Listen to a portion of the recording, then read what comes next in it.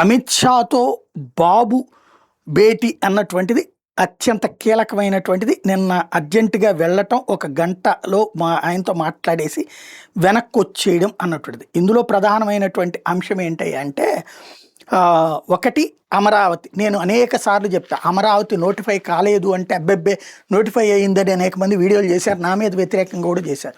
ఇప్పటిదాకా నోటిఫై కాలేదు. మొన్న మధ్యన పెమస అని చెప్పింది కూడా అదే కదా, దానికి ఒక సపరేట్ పిన్ కోడ్ ఉండాలి, దానికి ఇది ఉండాలి. ముందు అన్నిటికంటే ఫస్ట్ నిన్ననే మనం జడశ్రవణ్ కుమార్ గారు కూడా మాట్లాడింది అదే.